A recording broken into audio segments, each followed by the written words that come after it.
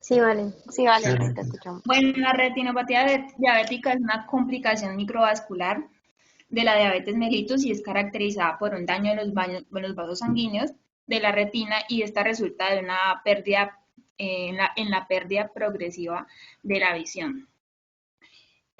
Como datos epidemiológicos tenemos que, pues, esto lo saqué de varios lugares, pero bueno, en el 2002 el promedio global del riesgo de ceguera causado por la retinopatía diabética era de 0,75 y de cada 133 personas, una se quedaba ciega.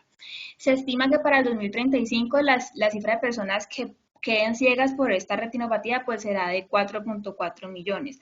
Esta es la tercera causa de ceguera a nivel mundial, pero la primera en personas en edad productiva en países de vías de desarrollo. Según la OMS, la retinopatía diabética produce casi el 5% de los 37 millones de ciegos del mundo.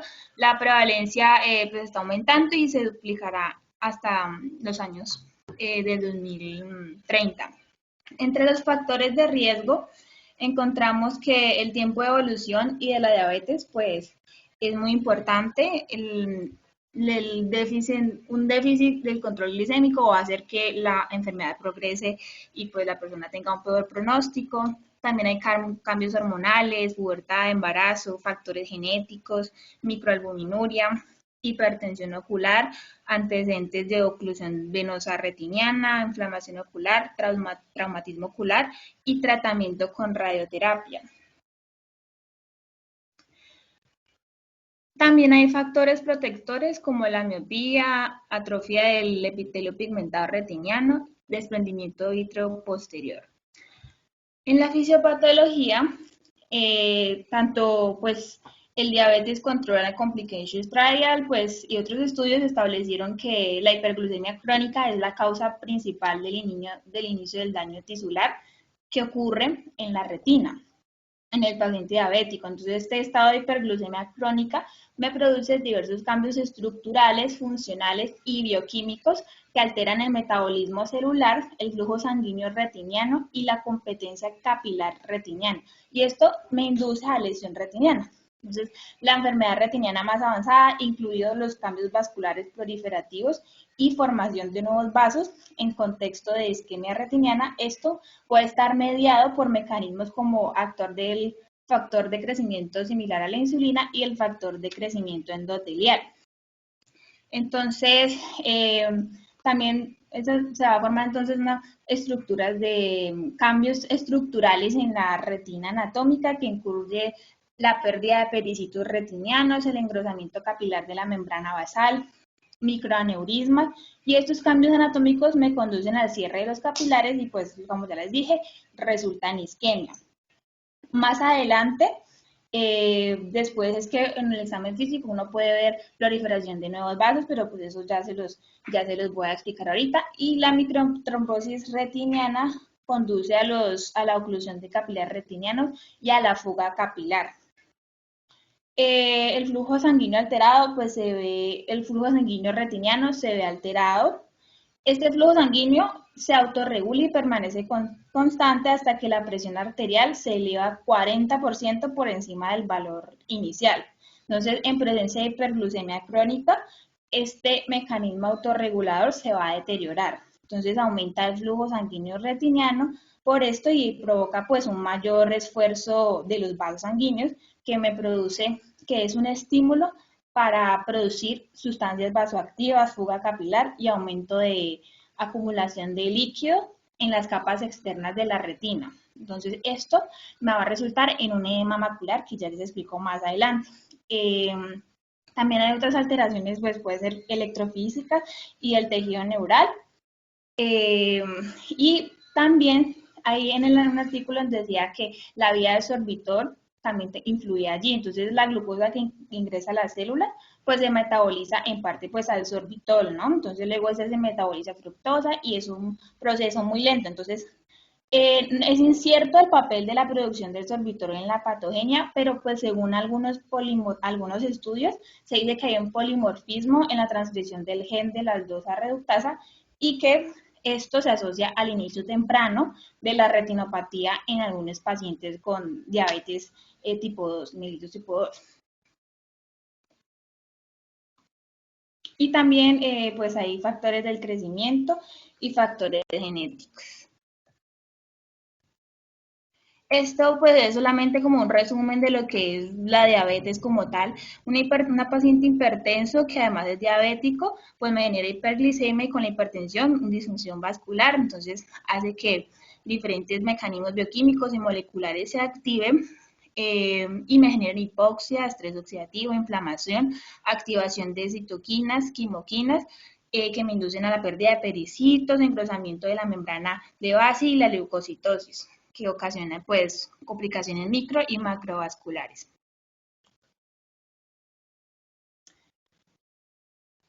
Bueno, entonces, en la mayoría de personas con retinopatía diabética, pues no presentan síntomas hasta que la enfermedad es muy avanzada. Entonces, para entonces es demasiado tarde para hacer algo con respecto pues a la pérdida de la visión. Entonces, por eso es muy importante hacer una prueba de detección de la afección a tiempo. Y de esta manera los médicos pueden tomar medidas para proteger los ojos antes de que la visión se dañe. Entonces, cuando comienzan los síntomas, pues pueden incluir la visión borrosa, manchas oscuras o flotantes, disminución de la agudeza visual que no es corregible por refracción, problemas para diferenciar los colores y pérdida repentina de la visión.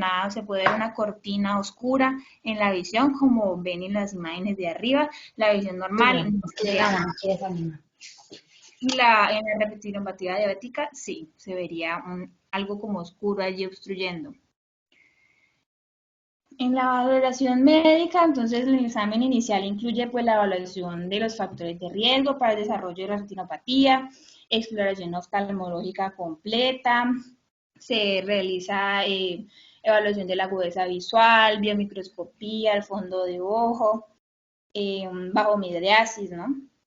Y se recomienda que se realice una historia clínica completa dirigida a obtener estos factores de riesgo para el desarrollo de la enfermedad.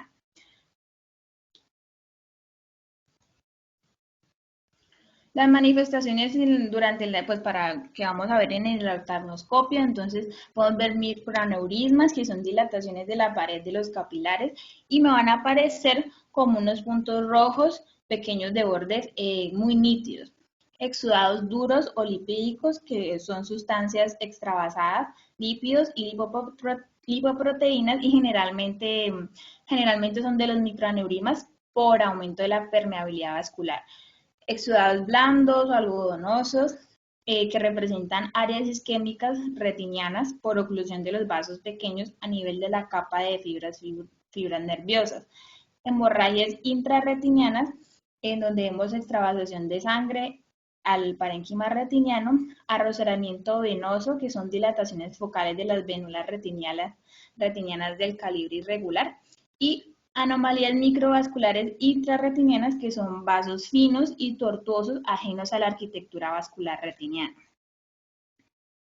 Ya entonces, para la práctica clínica es necesaria una clasificación de la severidad, pues que sea fácilmente memorizable y pues interpretable por oftalmólogo. Entonces se optó, hay una clasificación que es descrita por el Global Diabetic Retinopathy Project Group, que se ha convertido en la guía pues, de trabajo para la práctica clínica. Entonces, la severidad de la retinopatía se va a estudiar en 5 niveles que son definidos por esta clasificación. Entonces, la primera sería sin retinopatía aparente, pues no se observa ninguna lesión característica. La segunda sería retinopatía no proliferante leve, solamente se encuentran microaneurismas retinianos como primera alteración apreciable al oftalmoscopio. Los microaneurismas, pues ya les expliqué lo que eran los microaneurismas, que son las dilataciones de la pared de los capilares, que se ven como unos puntos rojos. La retinopatía diabética no proliferante moderada, entonces ahí aparecen hemorragias retinianas. Pueden existir exudados duros o lipídicos, blandosos, algodonosos, también dilataciones venosas arrosariadas en un solo cuadrante.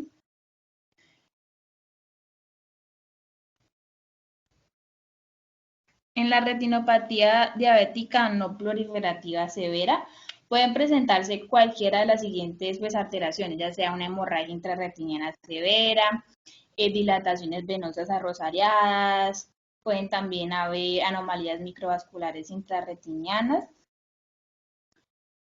Y en la retinopatía diabética proliferante es toda una neovascularización, nuevos vasos retinianos o papilares. Entonces, se ven bien definidos, o también se puede ver hemorragia vítrea o prerretiniana, bien extensa. Bueno, el edema macular diabético se define como la presencia de líquido intrarretiniano y engrosamiento, lo que implica la mácula, la parte de la retina responsable pues de la visión central, y es una complicación de la diabetes que pone en peligro la visión y puede ocurrir cualquier etapa o gravedad de la retinopatía diabética.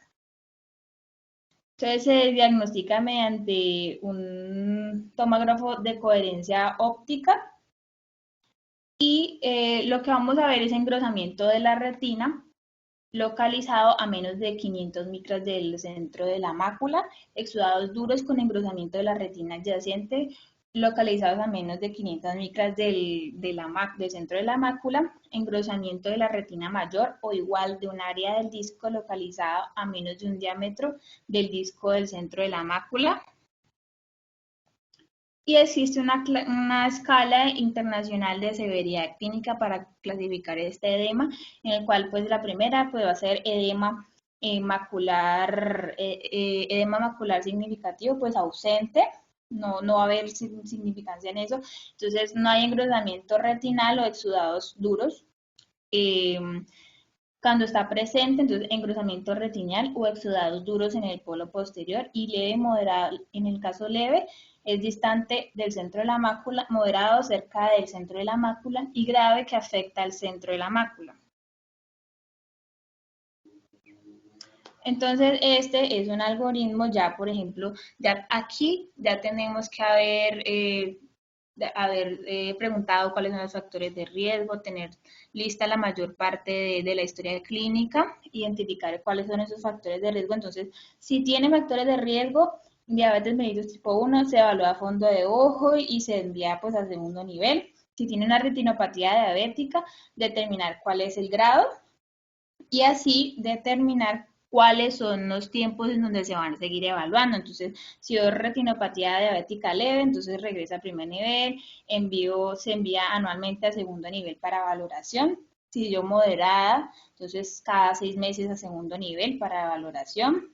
Y si yo proliferativa, permanece en el segundo nivel en tratamiento y vigilancia, y después de un año de la inactividad de la enfermedad se puede enviar para una valoración anual. En el tratamiento, entonces durante el tratamiento, eso consiste básicamente en la prevención primaria, en donde se van a tener que hacer un control adecuado de los niveles de glucosa y la hipertensión, una dieta sana, ejercicio, educación sanitaria. La prevención secundaria es la detección temprana y el adecuado seguimiento. Entonces, en el diabético tipo 1, dentro de los 5 años posteriores, pues una vez que el paciente tenga 10 años o más. En el diabético tipo 2, se hace en el momento del diagnóstico. Entonces ya, por ejemplo, para hacer el seguimiento rutinario en el diabético tipo 1, anualmente si hay retinopatía, y cada 2 años si no hay retinopatía, y en el diabético tipo 2, anualmente si hay retinopatía, y si no hay, pues cada 2 años. Ya en embarazo, antes de la concepción, durante el primer trimestre, asesorar sobre el riesgo del desarrollo, progresión de la retinopatía y hacer un seguimiento estrecho en el embarazo. Entonces, en cuanto al tratamiento, existen diferentes procedimientos. Esta es la vitrectomía con endocoagulación láser, en donde se elimina el líquido vítreo ventral anterior. Entonces, se van a buscar las hemorragias y se eliminan junto con los coágulos. Entonces, este se realiza en pacientes con retinopatía proliferativa más hemorragia vítrea, con retinopatía proliferativa severa y con retinopatía proliferativa que persiste a pesar de una panfocoagulación completa. Es un procedimiento complejo que puede producir ceguera.